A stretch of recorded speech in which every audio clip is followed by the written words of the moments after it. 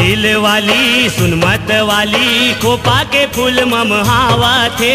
ए दिल वाली सुन मत वाली खोपा के फूल ममहावा थे। ए गोरी कुंवारी तोर रूप मोर मन लभावा थे। ए गोरी कुंवारी तोर रूप मोर मन लभावा थे। ए दिल वाला मोहनी वाला मोहन का मोला डारे रे। ए दिल वाला मोहनी वाला मोहन का मोला डारे रे। बस घेरे पेरे मोला राजा तोर सुरताए रे। बस घेरे पेरे मोला राजा तोर सुरताए रे।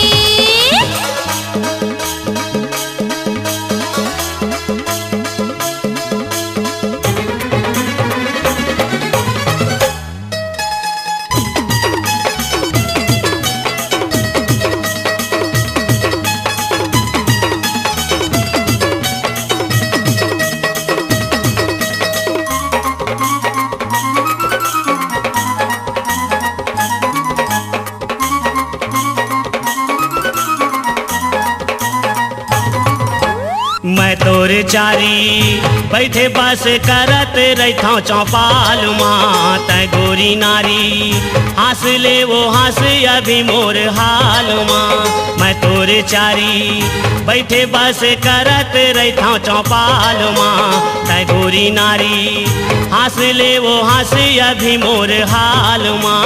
तोला बना हूँ उड़ा के ले जाऊँ बगला बने मन ताका थे। तोला बना हूँ उड़ा के ले जाऊँ बगला बने मन ताका थे।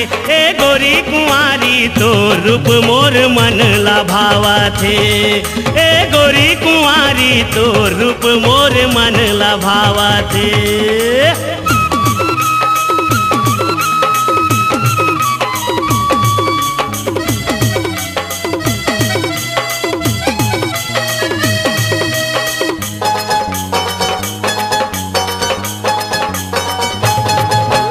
सुन फूल कहना देखा रूप बन जाबे कहूँ तय आईना।